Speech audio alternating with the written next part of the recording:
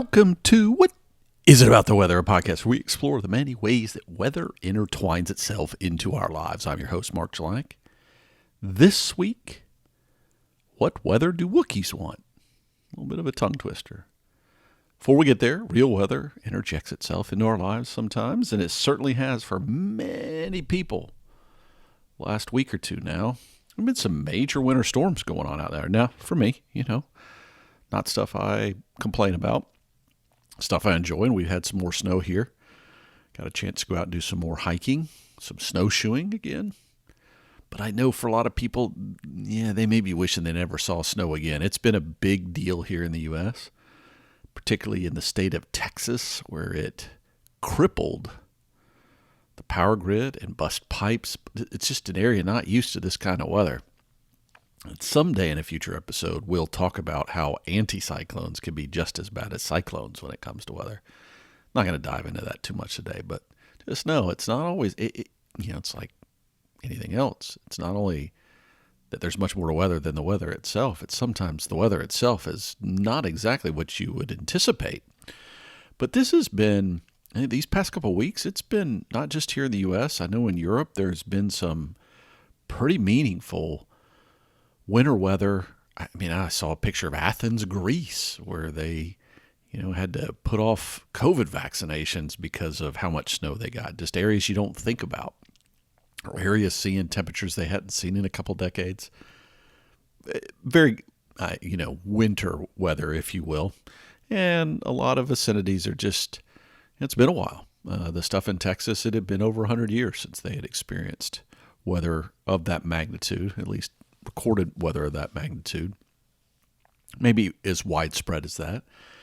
And some of the things that we build, everywhere makes choices, right? There's been a lot of talk about that too. Why do wind farms in Sweden and Iowa, not have problems, yet they did in Texas? And they get into that. And there's trade-offs everywhere you go. Some places I've lived, you've had to bury the pipes 4 feet underground so they don't freeze in the wintertime. Other places, doesn't matter. But in those places where it doesn't matter, sometimes it does matter. But, we deal with those things, and hopefully we learn and grow from them. Whether things will change, don't know. But nonetheless, it is, I'm sure, a winter that many people won't forget, after a year that many people won't forget. And I know people would like winter to get wrapped up and spring come out. And so I'll remind people that we're on the heels of meteorological spring, just another week or so. And as you've noticed, this episode's coming out on weekend as well. I'm toying with the idea of changing the regular release date. The past few, I've just had a lot of stuff going on during the week. Weather business, a lot of it is whenever, right? And it's always given me a lot of flexibility in my schedule. But sometimes when I'm working up projects that are a little more collaborative in nature, you end up pushing those into what would be a standard work week, because some people have commitments on their weekends, and it's when it's not forecasting related, it doesn't need to be maybe early in the morning or late at night that you're working on things. And so you kind of do it whenever, and it's allowed me the ability to kind of do the podcast in a certain scheduling routine. But recently I've had to adjust some of the timing.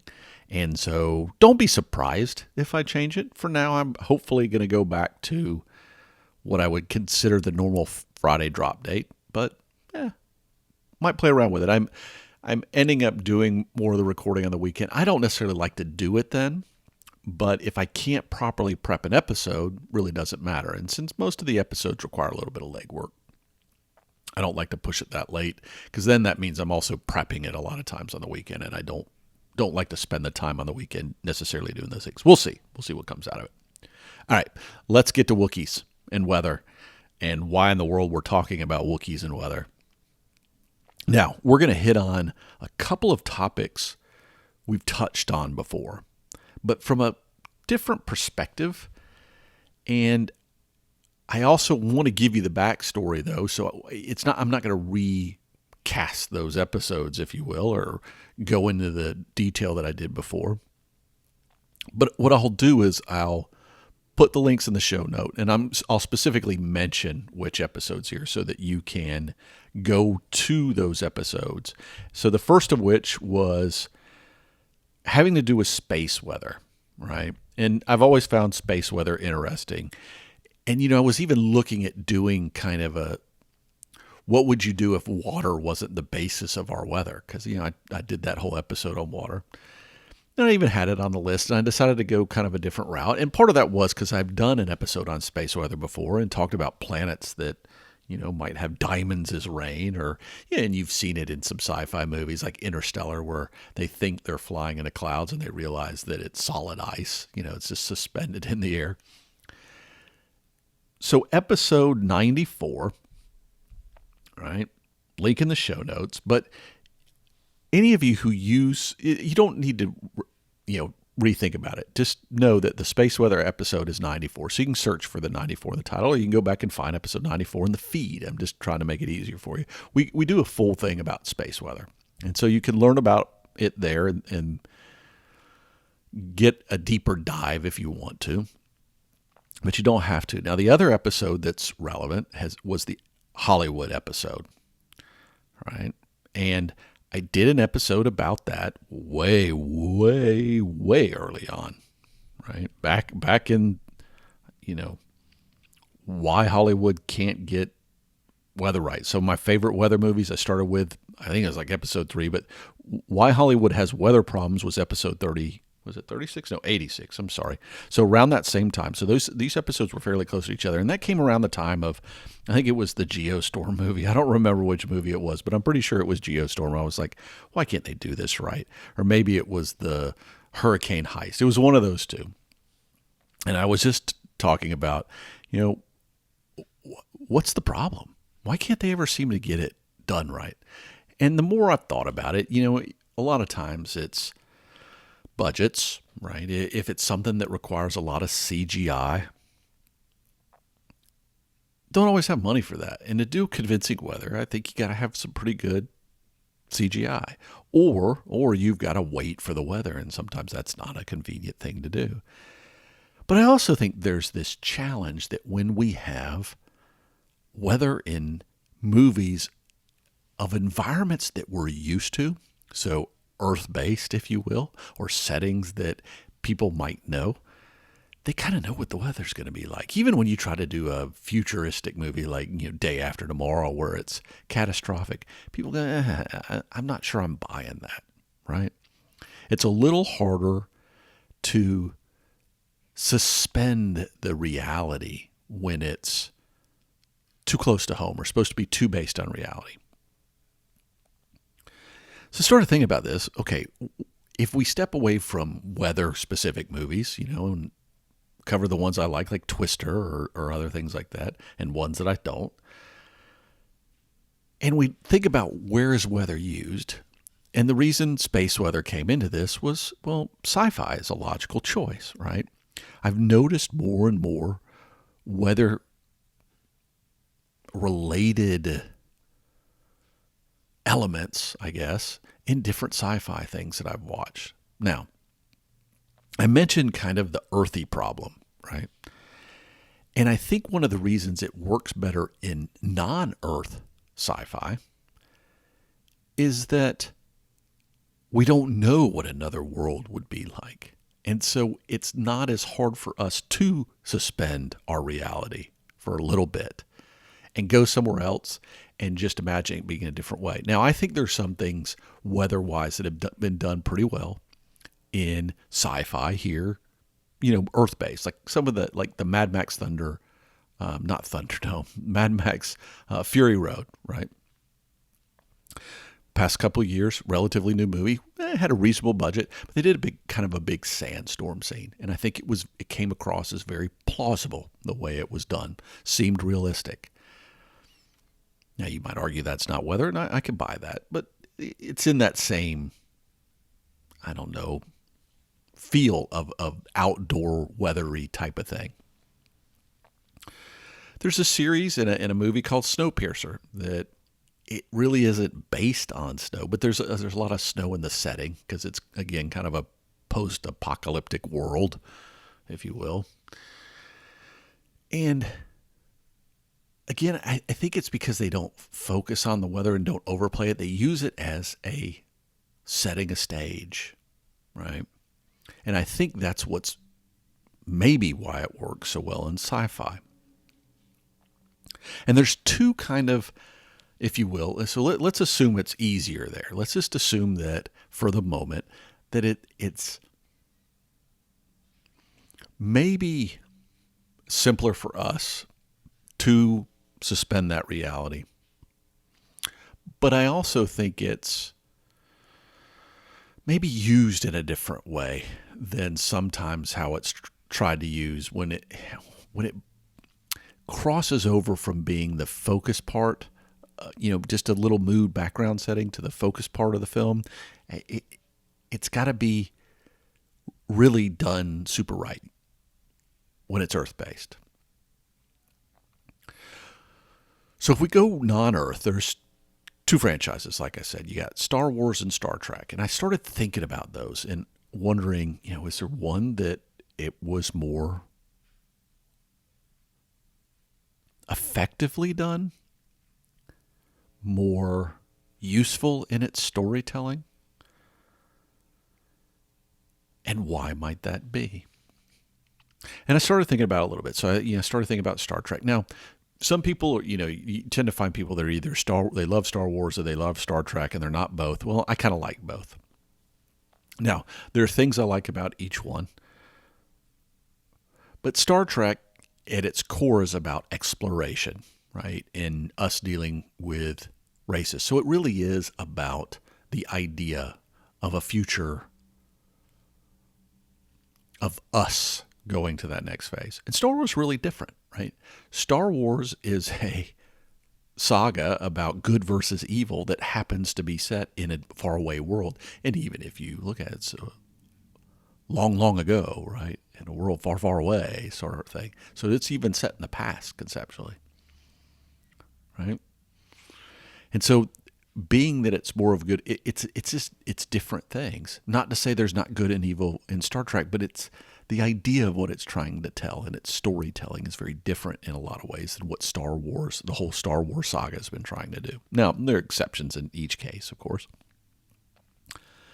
But we'll get back to whether that's relevant or not. I'm not sure, if we'll find that that's the case. But I started thinking about Star Trek, and I started going, well, what are my examples of weather? I mean, are there things that have stuck in my mind? And the funny thing is the ones that stuck in my mind is having kind of a weather element to it, were some of the older films. So the original Wrath of Khan, not the remake, but the older one, had a sandstorm, if you will. It was very early in the episode. Then there was when they come back to Earth, when they save the humpback whales. And the only weather in there was this probe that had gone and disturbed the planet's balance, and it had pulled all this water out of the oceans and into the sky, right? And then there's a kind of a snow scene that's memorable in the Undiscovered Country, which is Star Trek VI, when they go to the Klingon prison planet. But all those were very... they set a mood, but they weren't memorable. They didn't find them particularly well done. And I guess they kind of set a mood, but I didn't think of them as being critical for that, right? So one of them was to show you a planet that was just not hospitable at all. That was the whole idea in the Wrath of Khan. Coming home, they could have done it with or without weather. This probe was wreaking havoc on the planet, right? That was the concern. That it was going to destroy the planet, if you will. And so you needed something at a planetary level. So they used weather in that regard. But it really wasn't about the weather. It was just about messing with the Earth system, if you will. And we're a water-based planet, so that's a logical way to do it. But that gets back to this non-plausible, could that even ever happen sort of thing. And the snow scene and the other one that I mentioned, it's just a snow scene. Wasn't that outstanding. It set the tone that you couldn't escape from this prison because the planet was so cold. Right? So we got all those. Well done. None of them were extraordinarily memorable, if you will. And then I started thinking about Star Wars. And I started thinking about how from the very beginning, weather, or the idea of weather, is critical. Now, don't get me wrong, the first Star Wars movie didn't open up with weather. It opened up with two ships shooting at each other. But shortly thereafter, there's this desert planet, and they go out of the way to show you how hot it is and how just difficult that world is because of the heat, the dry heat, and them trying to get moisture out of the sky. I mean, that's part of what they do. And again, it goes forward from there. Second movie starts with a memorable ice scene, right? And even further in that movie, we meet Yoda, and his world it's a kind of a swampy jungle combo, if you will. But there's a lot of focus on weather. And that even it goes forward. So, some of the stuff I could have a bias because it's when I remember seeing these movies for the first time. But some of the newer Star Wars films, the prequels, if you will, there's a world where the clones are made. That's kind of like Water Planet with rain, and it's some memorable use of rain there.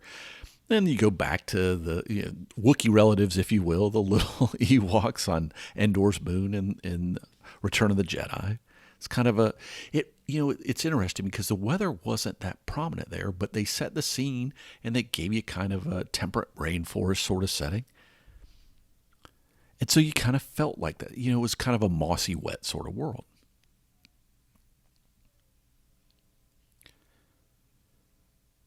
So what is the difference? I mean, why do I find it so effective?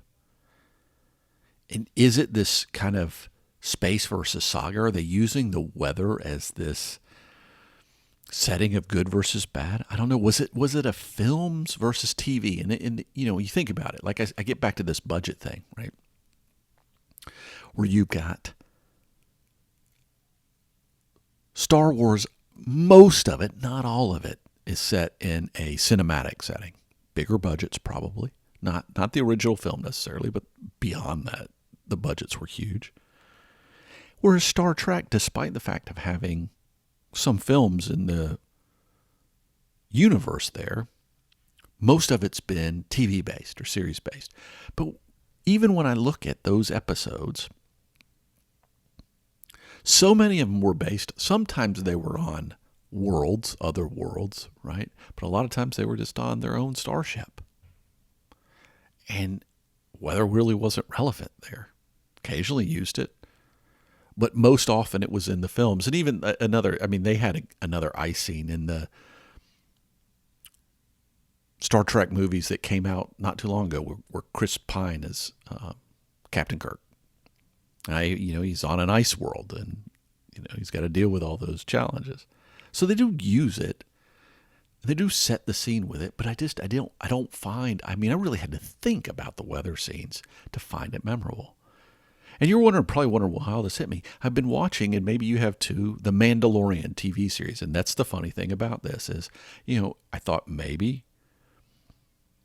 it was one versus the other. But the Mandalorian, there were some scenes there was a scene set with a foggy kind of planet. And I was just reminded in watching that at how well I thought the Star Wars universe better captured the use of weather as a mood-setting element, because that's really all it is. It's not the focal point of any of the stories. And so I don't know. End of the day, I don't know if it's budget. And there was I'll put a link in the show notes. There's a write-up on StarWars.com, right, of how they use it as a storytelling tool. And I do think it's relevant because I think what's happening is I think there's just more thought process put into the idea of how can weather help us tell the story we're trying to tell of essentially good versus evil, right? And I just don't think it's hit, as an example, Star Trek the same way. So I don't know. All I do know is that when it comes to Star Wars, I think they've done a good job, and this I don't say very much about Hollywood, about using weather and using it effectively as a tool in their storytelling to set the mood properly for the story they're trying to tell. And it seems like they've done it purposely based on that article. Now, the article's a little older, 5 years old. But it does seem like they do it. They've done it enough that they seem to get it right. So maybe that's passed on from, director to director, because now we're starting to see some changes in that realm, right? But let me know if you have, because we've talked about it before, if you have either a series, it doesn't have to be sci-fi at all, where you think they've done a good job, something that's more than a single movie about the weather. But if you've come across something where you were struck about how weather was used in storytelling, because it's not new. Even that Star Wars article, right, talks about how it's been used by authors. Shakespeare used it, or whoever else they wanted to mention used it. It's not a new thing. It's been used often. But it hasn't always been done well in television and movies. So let me know. And it doesn't have to be, it can be just an everyday life show where you think that they've used weather well to set the scene, if you will, or just in general. Now, I'll leave you with the fact that the Star Wars, there used to be a website that did Star Wars weather. You could essentially choose different planets in the Star Wars universe and go there, and there was a weather forecast created for it. The guy had to shut it down, though, because he was using the Yahoo Weather API, and they cut off access to him. But the Star Wars app, you can go do it. The Star Wars app will give you your weather. Now, it'll show you like the weather in some other random place in the Star Wars universe on a given day. So if you really like Star Wars and you really want to get your weather forecast, I think AccuWeather supplies it, so you'll know where it's coming from. So you can get it in the little Star Wars fashion. So just know that's out there. You don't even need me to put a link in the show notes. Just go to the Star Wars. Just find it on either in Apple or Google Play, whichever your universe is in terms of your phone. You can pull it if you really want to. I hope you found this interesting. Again, this was a topic that was kind of on my list just because I thought that show did such a good job with the weather. But it's just, a reminder again that so many places we look, so many things we look at every day, sometimes the weather part is done without us really paying attention, right? Sometimes it's done intentionally to make us feel a certain way or think about something, but also intentionally to where we don't focus on the weather. Because that's not the goal. The goal is just to put you in a mindset or a feeling state so that you better enjoy what they're sharing with you. Because as we all know, there's much more to weather than the weather itself.